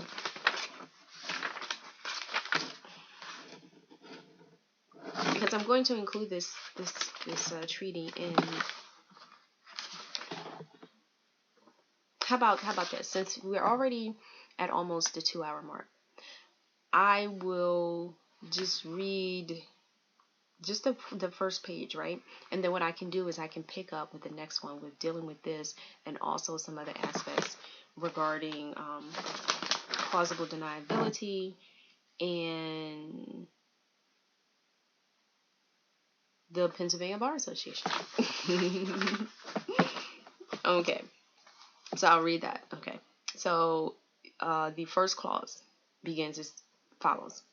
And excuse me if I mispronounce some of the names, okay, that are in here, because first of all, this is the names of because they are they have been transliterated into English.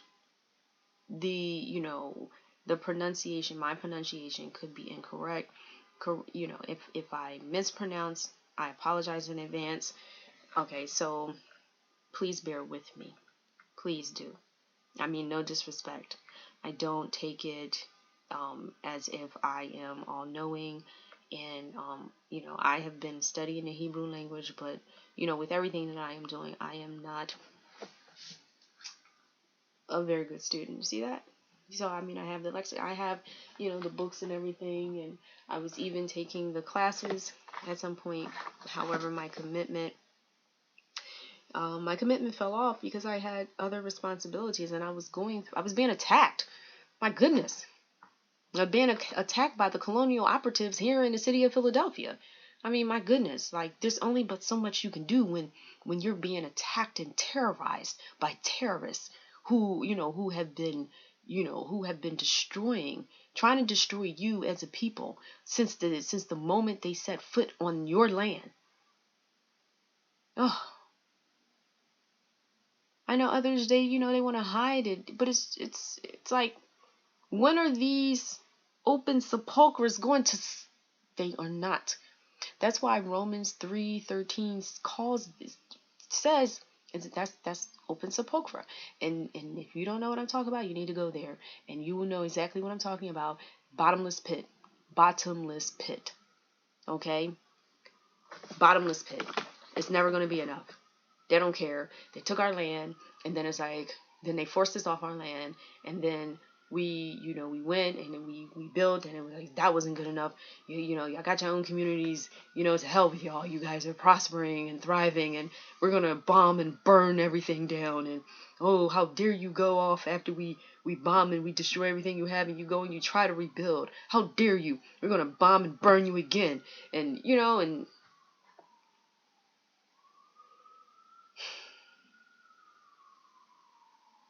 it's insanity.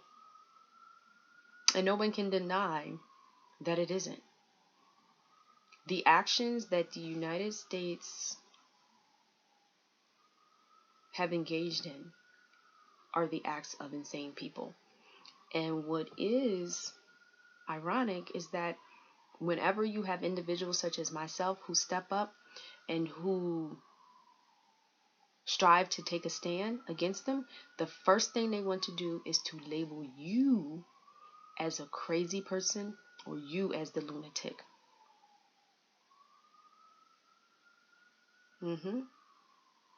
So I'm going to let me read here. I don't even need this. I use this thing and I don't need it.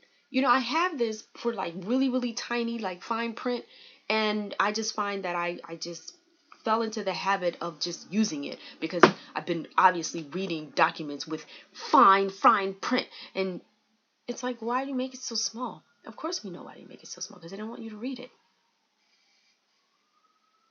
But I advise you to read everything. Everything. Especially when you're dealing with the open sepulchres. Okay. Again, apologies. Mispronunciation of names, etc. For as much as you, Skayagusta Uka, chief of the city of Testetsa, you, Skalikoskin, Katagusta, you, Tato, you, Klogita, you, Kolkana, and you, Okwanekwa, were sent by Chief Moitoi, the Teliko, with approbation of the whole nation of the Cherokees, in an assembly held at Nicosin the 14th of April, 1730, to Sir Alexander Cumin, Bart, in Great Britain, where you have seen the great King George, at whose feet the said Sir Alexander Cumin, by the express orders of Chief Moitoi, and the whole nation of the Cherokees, has laid the crown of your nation, the skulls of your enemies, and the plumes of honor as a mark of your submission, right? So in exchange for us submitting, right, to the king, right, we submit. We're like, what does that mean, right? Well, it's all laid out in this treaty. It's all laid out. It wasn't you submit and you become our slaves. That was not the agreement. It wasn't we beat you into submission and you became our slaves. We're reading a document here. I'm reading it. You see that? And as you can see, there's something that I even spilled on it. Not intentionally. I try to be careful about stuff like that. But I negligently left something, and when I came back, it was... just so much stuff going on in my life. That's why I had to go away. Okay, I had to make sure I had my brain straight. When I start making mistakes like this and I allow for things to drip onto my documents, you know something is wrong with me. Because I'm gonna have to like reprint this because it's something spilled on it. But anyway, let me continue. Isn't this fascinating? Reading a treaty to you. Okay, just the first page though, because we're gonna at the next video, like I said, we'll continue with this. I'll pick up with it. Okay, as a mark of your submission, the King of Great Britain, who has a tenderness for the powerful and great nation of the Cherokees, his good children and subjects, has authorized us to treat with you. Okay, that means that he has authorized them to enter into a treaty with the great nation of the Cherokees. So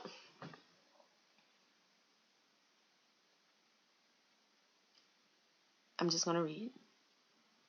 I'm going to read. I'm not going to go into teacher mode, but I want to draw your attention to the fact that in this treaty it says the great nation of the Cherokees. So if the Cherokees were a nation, right? So if we decided, or if our nation was dissolved at some point, or it was left sine die or whatever, and we decide that we're going to return into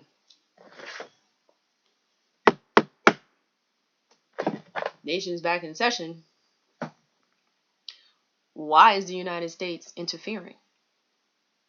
Why are they preventing us from reconnecting, reestablishing? Why? Why are they doing that? Okay. These questions, I will continue to discuss some of these things. And yes, I will be going back to what I discussed last time also, the bombing of the indigenous moved people, etc. But remember, we are only into like 4 hours of the autobiography. So let's be patient. It's a lot of material I have to get through. Okay, so this is the great nation of the Cherokee. His children and subjects has authorized us to treat with you. Okay, and also the only ones who are able to treat with each other are nations, not even states. Meaning, like, I'm talking about states like e pluribus unum, many become one. Those little individual minis they don't have the authority or the power to treat.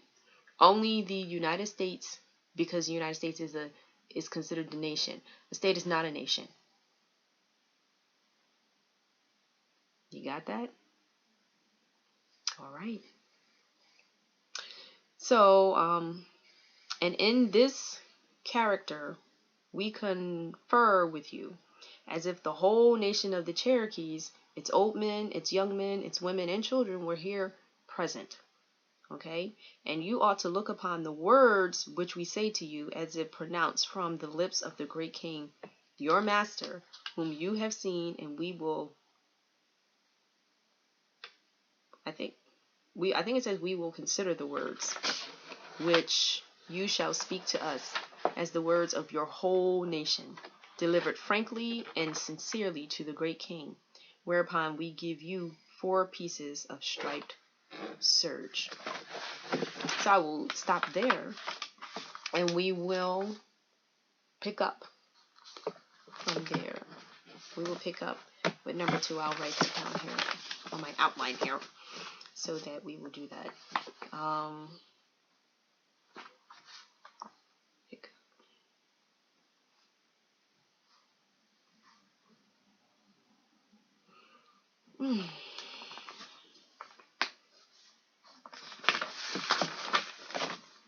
Okay. And I will also be discussing, since I am talking about unlawful foreclosures, etc., the color of law. Okay? This is I've thought about doing a book club with this. Like doing a book club with you guys, like actually having us read this book together. And like actually doing it, like going live, and maybe like, me reading, and then if there are some individuals who are interested in actually reading this book, we could then decide when we're going to start and to do that.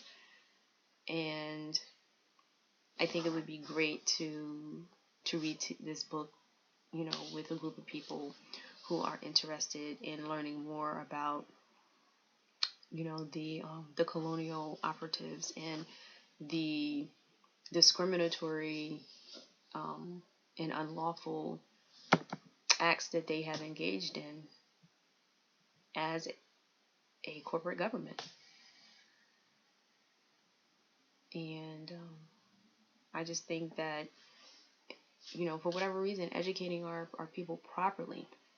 And I understand there has been a huge miseducation agenda, and it was done so that we wouldn't know that things like this existed, and that we were at one time a powerful nation, and that those people, and I mean no disrespect to the people, the natives, the people who live on the reservations, okay, because there were horrible things that were done that caused the whiting out and the dilution of our people. And so, but the original people, the original Salagis, are the descendants of Abraham, Isaac, and Yaakov. And those people had the complexion of no protection. So we're gonna, we have a lot to do in terms of seeing how things will progress. We do. I shared with you, the recording here, and I think that was Kanye West, and they cut it off, but we're gonna be seeing more of that. He mentioned Meek Mill, and I will talk about that also, and because as a part of this plausible deniability chapter, there is the corruption in the city of Philadelphia as well. There's the bombings, but then there's, the biggest thing is the injustices. It's the injustices, and how we have many individuals who are in these positions of power, as Mr. Rothstein says. Mr. Rothstein is the author of The Color of Law, but the way that he so eloquently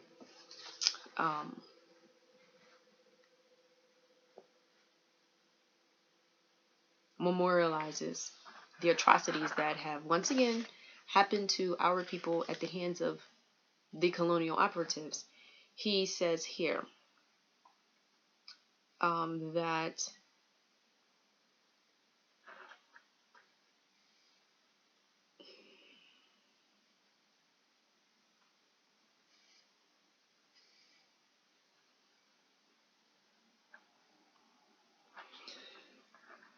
whenever I go into this book, I always have to pause, because the writer, as well as the individuals who have commented on the book, have taken great care to use the proper terminology in order to describe what it is that this man has done. So what I'm going to do is I'm going to read the back of the book, just to give you an idea of what is going on in the book. Okay. Praise for The Color of Law. Original and insightful. The central premise of Rothstein's argument is that the Supreme Court has failed for decades to understand the extent to which residential racial segregation in our nation is not the result of private decisions by private individuals, but is the direct product of unconstitutional government action. The implications of his analysis are revolutionary. Through meticulous research and powerful human stories, Rothstein reveals a history of racism hiding in plain sight and compels us to confront the consequences of the intentional decades-long governmental policies that created a segregated America. No, it maintained, because we were already segregated. And just because you allow for our people to go to war to fight your war doesn't mean that we were not segregated. They were only maintaining what was the status quo. That's it. That's it. Masterful. Rothstein documents the deep historical roots, right? And the continuing practices in law and social custom that maintain, there's the word maintain, that's why I said it's about maintaining what they had. A profoundly un-American system holding down the nation's most disadvantaged citizens. Well, see, that's where, that right there, America was built on killing, murder, genocide, stealing, robbing, taking of land. That is how America was built. Breaching treaties. Okay? Now, this one wasn't with America, the United States, but this one was with Britain. Okay? And despite what people think, America did not win that war. You guys need to learn international world politics and understand that agreements are reached, and when agreements are reached, there are treaties that are entered into and a ceasefire, and those things are done to keep the peace. Look up what a suzerain is. Suzerainties and suzerains, okay? And we have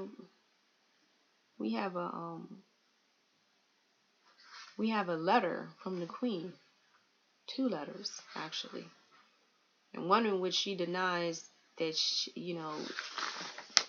that she should get involved in a sovereign issues or something like that. What you talking about? We got an agreement, lady. There's a treaty. That's what plausible deniability. These people, these people are not honorable. They have no integrity. There's nothing honorable about them at all. Nothing. Entering into contracts, agreements, taking their word for stuff is like a leaf in the wind to them. All right, let me just get through this.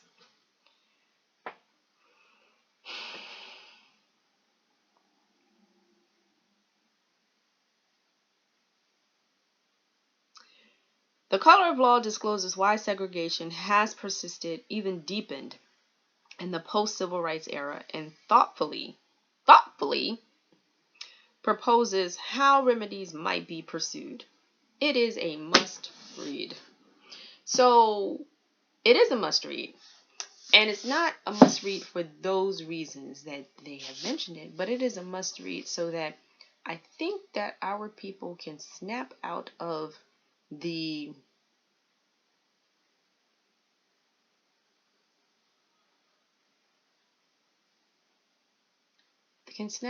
spell that they are under. I really think that there is a spell. I think that there's a spell like in The Wizard of Oz when they were all running through the field of poppy seeds and then they were like sleepy and we cannot move. Remember how they were so excited they saw the the Emerald City. It was like right there, and they were just like, oh, but I just want to sleep. Oh, I just want to. And so we are that freaking close, and I need you people to wake up. I'm trying to remain I'm supposed to be the individual who is writing the book, not the JC, and not the host of Burglary or Birthright. But I am all of these people. And because I am talking right now, but because I am writing and recording this autobiography, these different aspects of my personality are going to creep in. I'm trying to be the author, or the audio recorder, but it's not working out that way. So this is what we're going to pick up with next time, and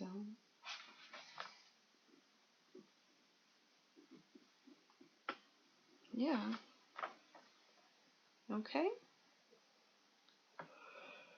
Oh my goodness. All right. Oh, it's time for.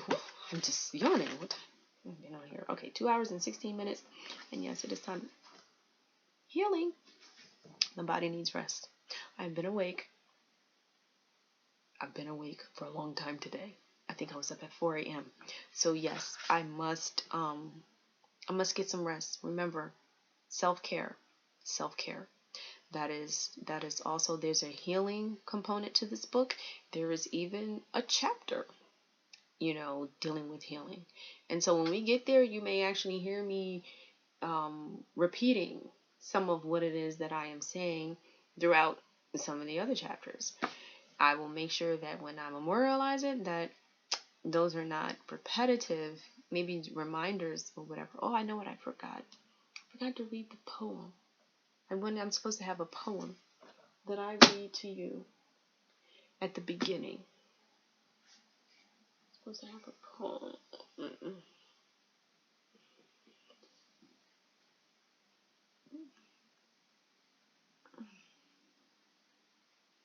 My body is telling me I have to go, and I do not want to be on here yawning and yawning and yawning. How rude. So what we'll do is poem, okay, and we'll actually have two, since I didn't have one this time. And because the book is going to have poems at the beginning. Okay? Okay. Thank you for listening, watching, and see you next time. Good night. I have to get some rest. Self-care. Self-care out. And good night, y'all.